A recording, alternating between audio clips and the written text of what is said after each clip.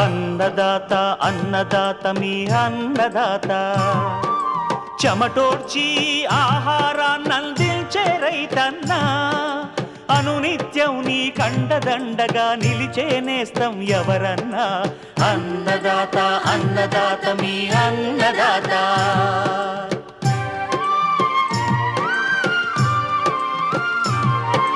నూతన రీతుల సాగుబడికి నూరింతలు పెరిగే దిగుబడికి సూచనలిచ్చే సస్య రక్షణకు పశు పోషణకి శాస్త్ర విజ్ఞానం అందించి ముందుకు నడిపే తెలుగు రైతు భారతదేశానికి మకుటం అయ్యేలా తీర్చిదిద్దే ఆశయంతో మిమ్ము మేలు కొలిపేది అన్నదాత అన్నదాత అన్నదాత మీ అన్నదాత అన్నదాత అన్నదాత మీ అన్నదాత. అన్నదాత ప్రేక్షకులకు నమస్కారం. ఈనాటి ముఖ్యాంశాలు. దొండ సాగు లాభసాటిగా ఉందంటున్న తిరుపతి జిల్లా రైతు అనుభవాలు. అరటిలో సిగటోగ ఆకుమచ్చ తెగులు నివారణ. ఇంకా జై కిసాన్ వ్యవసాయ సమాచారం.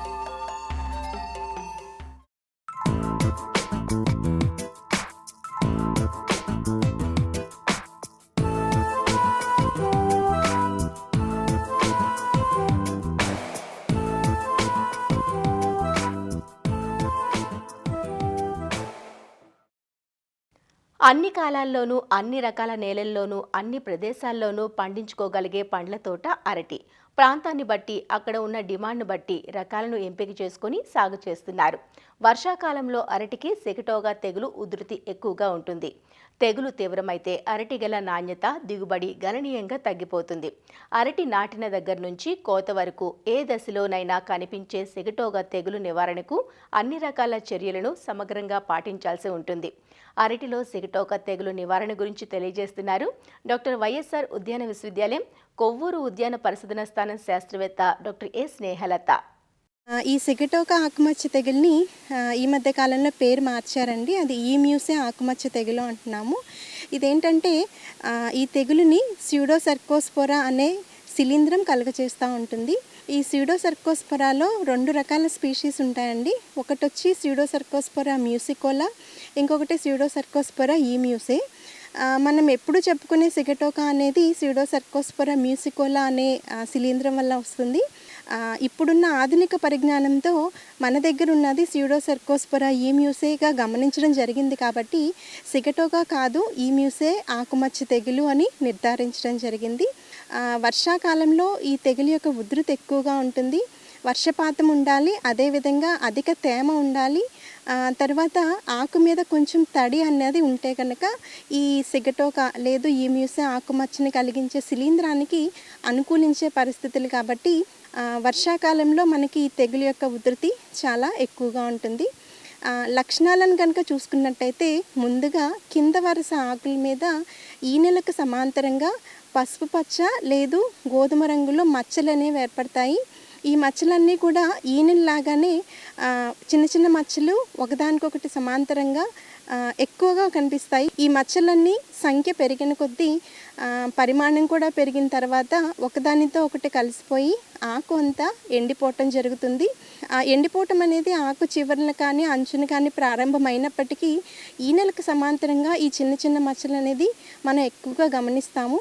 పొటాష్ ధాతు లోపం కానీ అదేవిధంగా కోడ్డాన ఆకుమచ్చ కానీ ఇలాంటి వాటితో కన్ఫ్యూజ్ కాకుండా ఈనెలకు సమాంతరంగా ఈ మచ్చలు ఉన్నాయా లేదా, అది కూడా ఎక్కువ సంఖ్యలో ఉన్నాయా లేదా, కింద ఆకుల్లో ప్రారంభమై క్రమంగా పైకి వెళ్తున్నాయా, ఇలాంటివి కనుక గమనించుకున్నట్టయితే కనుక మనం అది సిగటోక ఆకుమచ్చ తెగులు లేదా ఈ మ్యూసే ఆకుమచ్చ తెగులుగా నిర్ధారించుకోవచ్చు. ఈ ఆకులన్నీ ఎండిపోవటం వల్ల మనకి దిగుబడి అనేది తగ్గిపోతుంది. ఈ సిగటోక ఆకుమచ్చ తెగులు అనేది మనకి గెల బయటికి వచ్చిన తర్వాత ఆశించినట్టయితే కనుక కొత్త ఆకు రాదు కాబట్టి ఉన్న ఆకులు ఎండిపోతాయి. కాబట్టి కాయ నిండటం జరగదు. సగం సగం నిండి కాయ పండిపోయి రాలిపోవటం అనేది జరుగుతుంది. ఈ సిగటోకా ఆకుమచ్చ లేదా ఈ మ్యూసియా ఆకుమచ్చ తెగులుకి మనం సమగ్ర సస్యరక్షణ పద్ధతులు అనేది చేపట్టాలండి. ముందుగా ఈ తెగులుని గ్రాండ్ నైన్ రకం అనేది అస్సలు తట్టుకోలేదు. ఈ గ్రాండ్ నైన్ రకాన్ని ఎంచుకున్న రైతులు వర్షాకాలంలో వస్తూ ఉంది అంటే కనుక తప్పనిసరిగా సమగ్ర సస్యరక్షణ చర్యలను చేపట్టాలి. ఇందులో ముందు జాగ్రత్తగా కలుపంతా ఉండకుండా నివారించుకోవాలి. అదేవిధంగా ఎండిన ఆకులు అలాంటి ప్రాంతాన్నంతా తీసివేసి వాటిని కాల్చివేసేయాలండి. తర్వాత రైతులు ముఖ్యంగా గమనించుకోవాల్సింది మొక్కకి మధ్య ఎడం అనేది సరిగ్గా పెట్టుకోవాలి. గ్రాండ్ నైన్ రకానికైతే 1.8 x 1.8 మీటర్ స్పేసింగ్ చెప్తాము. దగ్గరగా వేసుకున్నట్టయితే కనుక ఈ వర్షాకాలంలో తేమ శాతం ఎక్కువగా పెరిగిపోయినప్పుడు మనకి తెగులు ఉధృతి చాలా ఎక్కువయ్యే అవకాశం ఉంది. అదేవిధంగా ఎరువులు అనేది ముఖ్యంగా నత్రజని మరియు పొటాష్ ఎరువుల్ని సక్రమంగా వేసుకోవాలి. మనకి తెగులు ఇంకా మొదలవ్వకపోతే కనుక ముందు జాగ్రత్త చర్యగా మనం 2 రకాల మందులు చెప్పుకోవచ్చండి. మ్యాంకోజబ్ 2.5 గ్రాములు 1 లీటర్ నీటికి, లేదా క్లోరోథెలానిల్ 2 ml 1 లీటర్ నీటికి, ఈ రెండింటిని మనం మార్చి పిచికారీ చేసుకోవచ్చు. అదే తెగులు గమనించిన తర్వాత అయితే కనుక ప్రాపికొనజోల్ అనే మందును 1 మిల్లీలీటరు 1 లీటర్ నీటికి కలుపుకుని, దీంతో పాటు లీటర్కి ఒక 10 మిల్లీలీటర్లు మినరల్ ఆయిల్ కూడా కలుపుకోవచ్చండి. ఈ మినరల్ ఆయిల్ లేకపోయినా సరే జిగురు మందుని తప్పనిసరిగా కలుపుకోవాలి. కలుపుకుని ఈ మందుని 3 సార్లు 25 రోజుల వ్యవధిలో మనం కొట్టుకున్నట్టయితే కనుక ఈ సిగటోకా తెగుల్ని మనం అదుపులో ఉంచుకోవచ్చు. అదే ఈ మధ్య కాలంలో ఏంటంటే దీని యొక్క ఉధృతి చాలా ఎక్కువగా గమనించడం జరుగుతుంది. ఎక్కువగా వర్షపాతం 2-3 నెలలు వరకు పడుతూ ఉండటం వల్ల ఒక్కోసారి ఈ ప్రాపికొనజోల్ మందు 3 సార్లు పిచికారీ చేసినా సరే మనకి కంట్రోల్ కాకపోవచ్చు. అలాంటప్పుడు ఏంటంటే ప్రాపికొనజోల్ 1 మిల్లీలీటరు 1 లీటర్ నీటికి కలుపుకొని పిచికారీ చేసుకోవాలి. రెండో పిచికారీ కింద కార్బండాజిమ్ మరియు మ్యాంకోజబ్, ఇది ఒక మిశ్రమ మందు 1 గ్రాము 1 లీటర్ నీటికి కలుపుకొని పిచికారీ చేసుకోవాలి. తరువాత ఇంకా మనకి ఉధృతి ఉన్నట్టయితే కనుక 25 రోజుల తర్వాత ట్రైఫ్లాక్సిస్ట్రోబిన్ ప్లస్ టెబుకొనజోల్, ఈ మందుని 1.4 గ్రాములు 1 లీటర్ నీటికి కలుపుకుని పిచికారీ చేసుకోవాలి. ఇంకా 4వ పిచికారీ కింద డైఫెన్కొనజోల్ అనే మందును 1 మిల్లీలీటరు 1 లీటర్ నీటిలో కలుపుకుని పిచికారీ చేసుకోవాలి. ఈ 4 రకాల మందుల్ని మనం మళ్ళీ రిపీట్ చేసుకోవచ్చు. ఉధృతిని బట్టి తెగులు ఉన్నట్లయితే కనుక ఇవే మందుల్ని మళ్ళీ మనం ఇంకొకసారి పిచికారీ చేసుకోవచ్చు. ఇక్కడ రైతులు గమనించాల్సింది ఏంటంటే గెల కోసే 45 రోజుల ముందే ఈ పిచికారీలన్నీ ముగించుకోవాలి. ఇలా సమగ్రంగా మనం సస్యరక్షణ పద్ధతులు చేపట్టినట్టయితే కనుక ఈ సిగటోకా లేదా ఈ మ్యూసియా ఆకుమచ్చ తెగుల్ని మనం సమర్థవంతంగా నివారించుకోవచ్చు.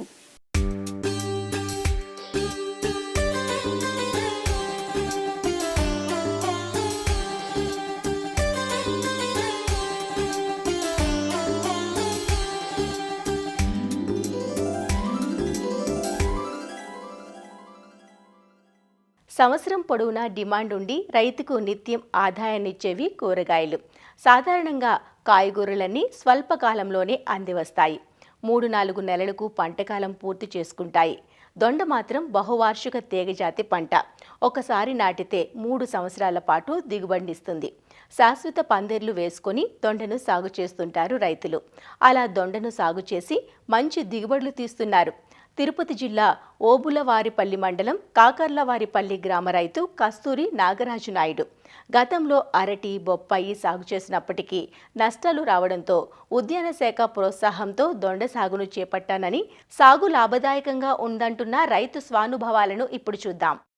నేను ఇక్కడ ఈ పంటను ఎంచుకోవడానికి గల కారణం, ప్రతి సంవత్సరము బొప్పాయి, అరటి వేయడం వల్ల వాటిని దుక్కి దున్నడము, తర్వాత కూలీల కొరత అధికంగా రావడము, ఇలాంటివన్నిటిని అధిగమించడం కోసం వర్షాభావాలు, గాలి, వీటి వల్ల పంట నష్టపోవడం ఇలా జరుగుతుంది. కాబట్టి నేను ఈ పంటను ఎంచుకోవడం జరిగింది. ఈ దొండ మొక్క బుల్లెట్ వెరైటీ. ఈ వెరైటీకి మార్కెట్లో మంచి గిట్టుబాటు ధర లభిస్తుంది. ప్రభుత్వం నాకు 5 ఎకరాల దొండకు గాను ప్రోత్సాహం 5 లక్షల రూపాయలు ఇచ్చారు. నాకు 18 లక్షల వరకు ఈ దొండకు ఖర్చు అయింది. ఒక పోలు 300 రూపాయలు పడుతుంది. అలాగే ఒక టన్ను వైరు 8 mm 12 mm వేయాలి. ఈ 8 mm 12 mm వైర్ వేయడం వల్ల ఈ పందిరి జాతి ఎక్కువ మన్నిక వచ్చే అవకాశం ఉంది. రైతుకి ఎన్నో విధాలుగా ఈ దొండ పంట అనుకూలమైంది. ఇది 8వ నెల నుంచి స్టార్ట్ అయ్యి 1వ నెల వరకు ఈ వర్షాభావం వల్ల ఈ ఆకు కొల్లడము అది జరుగుతుంది. అప్పుడు మనకు ఈల్డింగ్ తక్కువ వస్తుంది. దాని తర్వాత ఉండే నెలల్లో ప్రతి నెల కూడా ఖచ్చితంగా 1,20,000 1,30,000 తగ్గకుండా నాకు ఈ పంట ద్వారా ఆదాయం వస్తుంది. రైతులు వినూత్నంగా ఆలోచించి మామిడి చెట్లు, బొప్పాయి, అరటి ఈ ఏరియాలో ఉండే క్రాప్స్ అన్నీ అవే. అలా కాకుండా ప్రత్యామ్నాయ పంటలు పెట్టుకోవడం వల్ల రైతుకి ఎంతో లాభదాయకంగా ఉంటుంది. తొలుత 1 హెక్టార్కి మాత్రమే నాకు గవర్నమెంట్ వారు డబ్బులు ఇవ్వడం జరిగింది. ఆ హెక్టార్కి నేను గవర్నమెంట్ వారు ఇచ్చిన డబ్బులతోనే సరిపోతుందనే ఉద్దేశంతో నేను ముందుకెళ్ళాను. కానీ అలా కాకుండా నాకు 9 లక్షల రూపాయలు ఖర్చు వచ్చింది. ఎందుకు ఖర్చు వచ్చింది అంటే నాకు గుంటూరు నుంచి మేస్త్రి అనే వాళ్ళు వచ్చి ఏదో గవర్నమెంట్ వాళ్ళు చెప్పిన ప్రకారం అయితే మీరు ఇంత దూరం వేసుకుంటే ఈ పందిరి నిలవదు, కాబట్టి ఇది 10 అడుగులకు ఒక పోల్ ఉండాలి, ఇంత చిక్కంగా వైర్ ఉండాలి, ఉంటేనే పందిరి నిలబడుతుంది. వాళ్ళు నాకు సలహా ఇవ్వడం జరిగింది. నేను రైతుగా ఆలోచించి గవర్నమెంట్ వారు ఇచ్చే ప్రోత్సాహంతోనే మిగతా డబ్బులు నేను పెట్టుకొని వేయడం జరిగింది. దీంట్లో మంచి దిగుబడి వచ్చింది, నాకు మంచి డబ్బులు వచ్చాయి. నేను ఒక రైతుగా ఎంతో గర్వపడుతున్నాను. ఈ పంట ఈ ఏరియాకి సూటబుల్ అవుతుంది. ఇప్పుడు ఈ పంటలో కూడా చాలా మెలకువలు ఉన్నాయి. ఇప్పుడు ఎగ్జాంపుల్ మీరు తీసుకుంటే కనుక ఈ విధంగా 2 తీగలు మాత్రమే పైకి పంపించాలి. ఎక్కువ తీగలు పంపించితే ఇదేమవుతుందంటే కిందనే అల్లుకొని చెట్టు పైకి తొందరగా అల్లుకునే అవకాశం ఉండదు. దీన్ని ప్రూనింగ్ చేయాలి.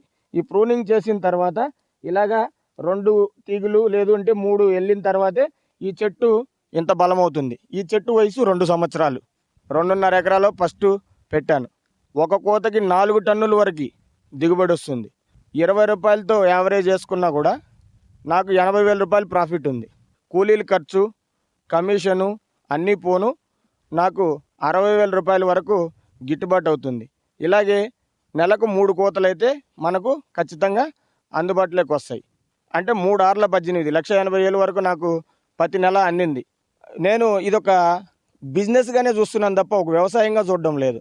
ఈ బిజినెస్ ఏంటి అంటే మంత్లీ ఇన్కమ్ వచ్చేటట్టు రైతుకు ఉంటేనే రైతు కూడా మనుగడ సాగగలుగుతాడు. ఇప్పుడు బొప్పాయి ఉంది, ఎరువులు తీసుకురావాలి, నాటాలి, వాటిని సంవత్సరం మొదటికి సాగు చేయాలి. గిట్టుబాటు ధర దొరకడం లేదని ఒకటి, మామూలుగా నీకు వర్షాభావం వల్ల లేకపోతే ఈదురుగాలుల వల్ల దెబ్బతినడం ఒకటి, ఇలాంటి నష్టం జరుగుతుంది. కాబట్టి అరటిలో కూడా అదే సమస్య ఉంది. కానీ ఇది నాకు మంత్లీ ఇన్కమ్ వస్తుంది కాబట్టి నేను ఒక రైతుగా గర్వంగా చెప్తున్నా. ఈ పంట సిరులు కురిపించే ఒక దొండ సాగు ఇలాగే రైతులు కూడా చాలా ముందుకొచ్చి ఈ ఏరియాలో ప్రత్యామ్నాయంగా ఆలోచించాలని కోరుకుంటున్నాను.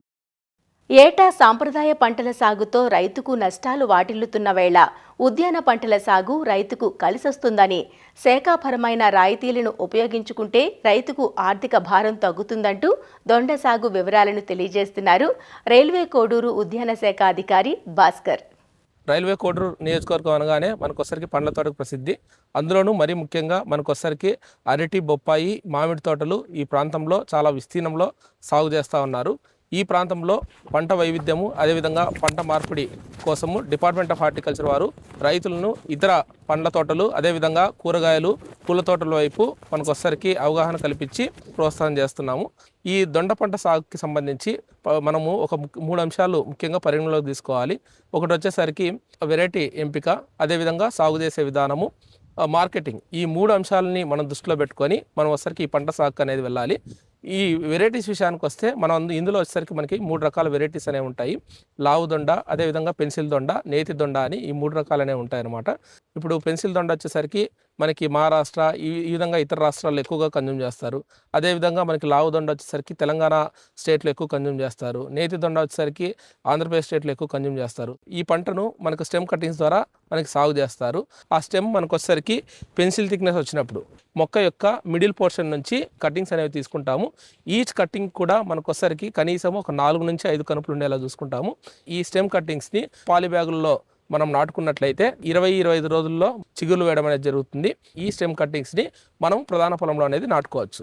ఒకటి వచ్చేసరికి మనకి బోదెల ద్వారా, అదేవిధంగా శాశ్వత పందెల ద్వారా. ఈ బోదెల ద్వారా మనం సాగు చేసే క్రమంలో మనకు వచ్చేసరికి ఈ చీడపీడలు అనేవి ఎక్కువ కావడము, తద్వారా మనకు ఒకసారి రైతు నష్టపోవడం అనేది ఎక్కువగా జరుగుతూ ఉంది. ఈ శాశ్వత పందుల్లో అయితే దీనిలో మేనేజ్మెంట్ అనేది చాలా ఈజీగా ఉంటుంది. దాంతోపాటు హార్వెస్టింగ్, తర్వాతసరికి ఫ్రూట్ యొక్క క్వాలిటీ కూడా బాగుంటుంది. మొక్కలు నాటుకునే దానికన్నా ముందు మనం ఒకసారికి ఈ పర్మనెంట్ పెండాల్స్ యొక్క స్ట్రక్చర్ని మనం కన్స్ట్రక్ట్ చేస్తాము. 8 నుంచి 10 అడుగుల పోల్స్ మనకి మార్కెట్లో అవైలబుల్ అవుతాయి అన్నమాట. మనం రైతులకు 10 అడుగులు పోల్స్ తీసుకోమని చెప్తాము. ఎందుకంటే దాదాపు ఇందులో 1.5 అడుగులు మనకు ఒకసారికి భూమిలోకి వెళ్తుంది. దాదాపు మనకు ఒకసారికి పైన 8.5 అడుగులు మనకి ఉంటుందన్నమాట. ఒక అర అడుగు వైర్ కట్టడానికి పోయినా కూడా ఇంకా 8 అడుగులు ఉంటుంది కాబట్టి మనము పారాడడానికి, కాయలు హార్వెస్ట్ చేయడానికి, లేదా సస్యరక్షణ చర్యలు చేపట్టడానికి చాలా ఈజీగా ఉంటుంది. 15 అడుగులకి ఒకటి చొప్పున మనం ఒకసారికి నాటుకోవడం అనేది జరుగుతుంది. అదేవిధంగా ఈ తీగను అల్లించడానికి జల్లెడ ఆకారంలో వైర్ అనేది అల్లిస్తామన్నమాట. ఈ స్టెమ్ కట్టింగ్స్ని వరుసల మధ్య దూరము 2 మీటర్లు, ఒక మొక్క మధ్య 1 మీటర్ దూరంతో నాటుకోవడం జరుగుతుంది. మొక్కలు నాటుకున్న తర్వాత ఈ పైన కేజ్ నుంచి ఒక థ్రెడ్ని అనేది మనం హ్యాంగ్ చేసి పాకడానికి గాను క్రమక్రమంగా ట్రైనింగ్ అనేది చేయడం జరుగుతుంది.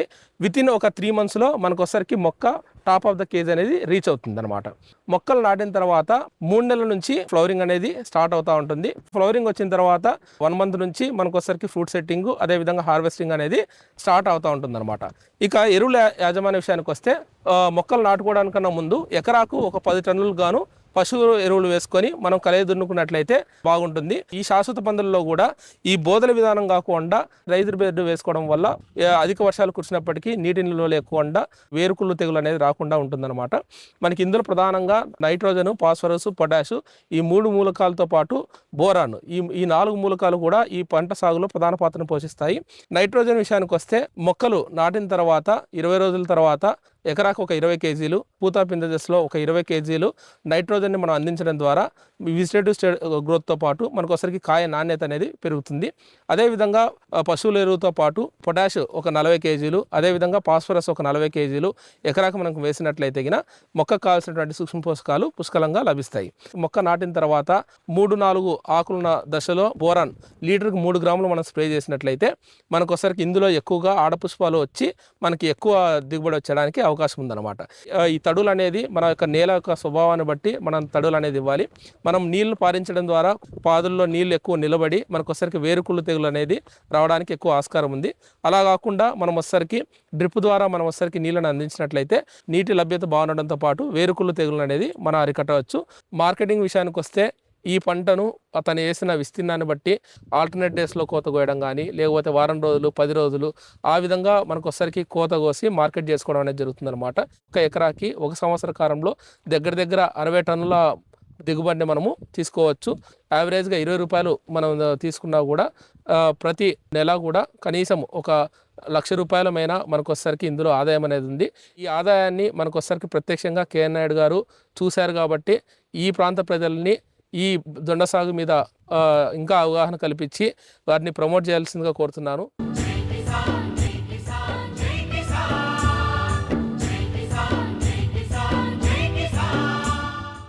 వ్యవసాయ సమాచారం ఇప్పుడు జై కిసాన్లో చూద్దాం. వ్యవసాయ అనుబంధ శాఖల సమన్వయంతో కొనసాగే పొలం పిలుస్తోంది కార్యక్రమం ఆంధ్రప్రదేశ్ రాష్ట్రంలో మొదలైంది. విత్తు నుంచి పంట నూర్పుడి వరకు సేద్యాన్ని శాస్త్రీయంగా నిర్వహించడమే ఈ కార్యక్రమం ముఖ్య ఉద్దేశం. గ్రామాల్లో సాగులో ఉన్న పంటల గురించి ఆయా శాఖల అధికారులతో పాటు శాస్త్రవేత్తలు సైతం హాజరై రైతులకు మెరుగైన సూచనలు అందిస్తారు.